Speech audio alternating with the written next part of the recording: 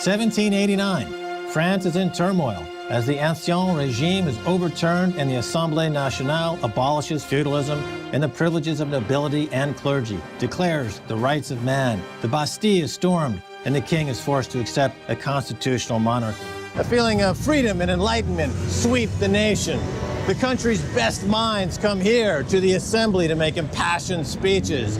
But the crushing debt is a problem. Some suggest the issuance of notes to bring back liquidity and prosperity. Resistance is fierce. Jacques Necker, finance minister, argues passionately that printing money would lead down a dangerous path and reminds the Assemblée of the Mississippi Bubble and John Law, still in living memory for many. Necker was savagely attacked by the proponents of the assignats. You see, they had a cunning plan.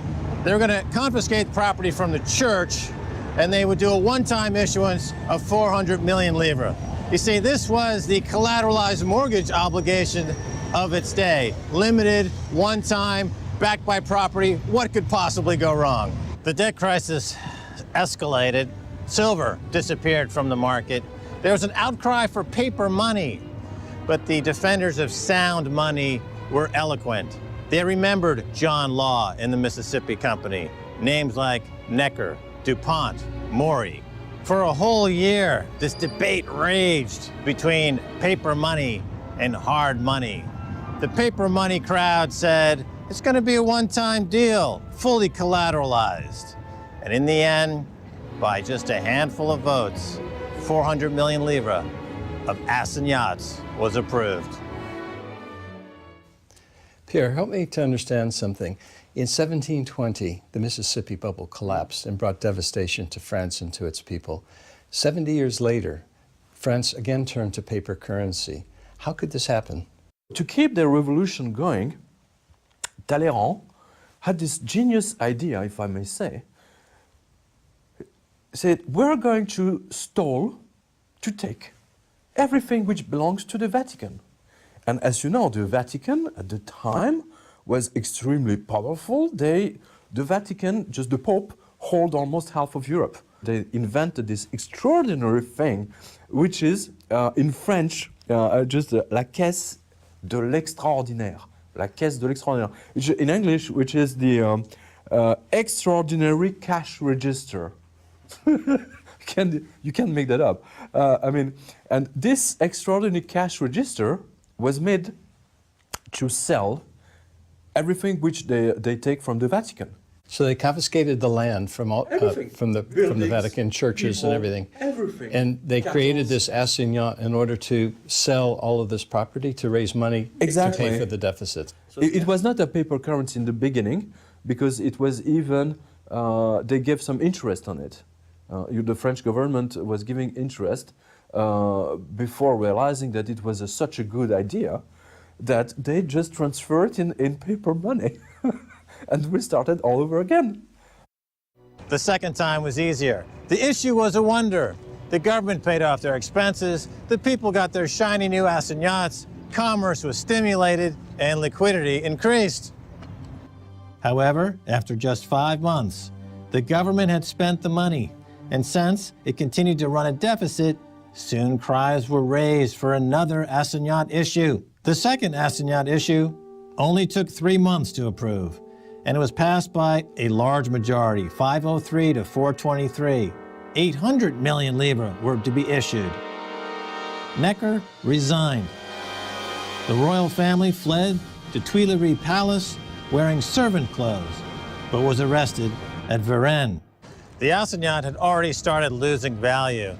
Gold, silver, copper were all driven out of circulation, but the people wanted more. In fact, the government issued another 100 million livres of assignats. Prices kept going higher, but people wanted more. It was a vicious cycle. Prices higher, more assignats. Foreigners, exiled nobles, shopkeepers, the church, all were blamed for rising prices, but not the assignat. Speculation was rampant as people tried to protect themselves against the depreciating currency. A new speculator class emerged that actually wanted more of this funny money, and they pressured government to keep the printing presses rolling. On December 1791, a new issue was authorized, another 800 million livres. Meanwhile, the value of the first issue continued to drop from 100 livres nominal to 53 livres. In March, Calvier became the Minister of Finance, promising to speed up printing. In April came the fifth large issue, 500 million livres. But many smaller issues and reissues were simultaneously being carried out. Issue after issue followed through 1792, every couple of months, up to a total of 3.5 billion. Food prices continued to rise. In August of 1792, food riots led to the end of the constitutional monarchy with the Paris Commune insurgency, the assault on the Tuileries Palace, arrest of the royal family, and the Jacobin takeover of the Assemblée. The guillotine started to work overtime.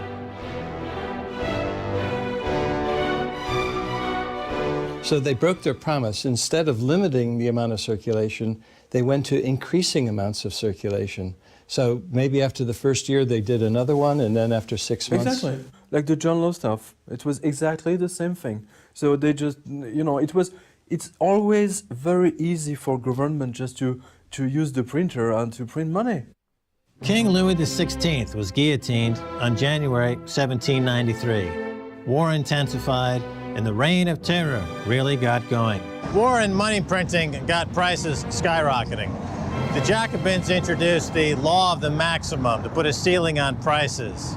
This only led to shopkeepers and shops disappearing because the penalty for violating this law was death. Dragoons went into the countryside looking for food, and the shops here in Paris were attacked by mobs. Meanwhile, assignats kept rolling off the printing press, and all efforts to prop up their value failed. In 1794, assignats issued totaling 7 billion livres. In May of 1795, 10 billion. In July of 1795, 14 billion. Creditors were wiped out, and the debtors rejoiced. So the maximum was essentially a form of price control where the shopkeeper could only charge so much. But it never worked. Like it never worked during Rome.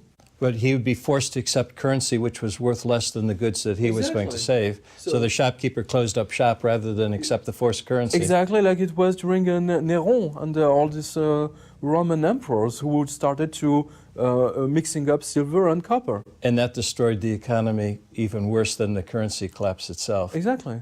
History is keeping repeating himself. In October of 1795, the convention fell and was substituted by the Directory. By then, the guillotine had become a standard part of governmental succession. The Directory tried to replace the, by now almost worthless, assignats with a new issue by a different name, mandat. This was short-lived. Assignats continues to circulate, but were increasingly worthless. So ultimately, when the assignat collapsed, we went into what was called the mandat or the mandat. Mandat national, if I remember well. And it only lasted one year, year, but it was also a form of paper currency. Definitely, it was just only plain paper. There was you didn't even have some church property to back up the money. That's amazing. It was just the trust of the revolutionary government, and nobody trusted it anymore. The Directory marks the end of the French Revolution. Bone-crunching poverty gripped the nation. They feared the rise of the military, and they were right. In 1799, the coup of Napoleon, who brought in the consulate and then the empire. While I live, I will never resort to irredeemable paper. He never did, and the gold franc held until World War I.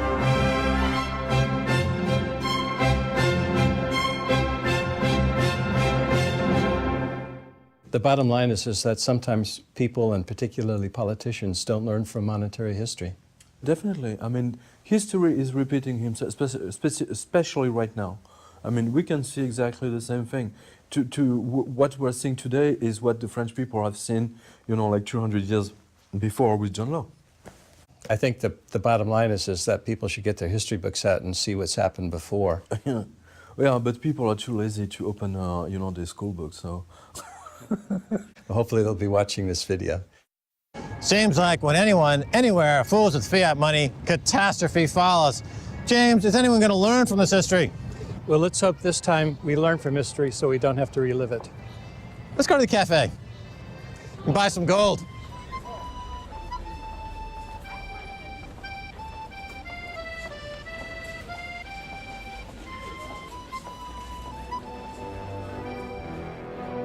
There's a flaw in human nature that we're always thinking that there's a free lunch in this world. John Law, heading up the Banque Generale, started issuing banknotes. People really fantasized about it. People started to hoard more gold and silver. The state went door to door and confiscated it, and the entire country went down the drain.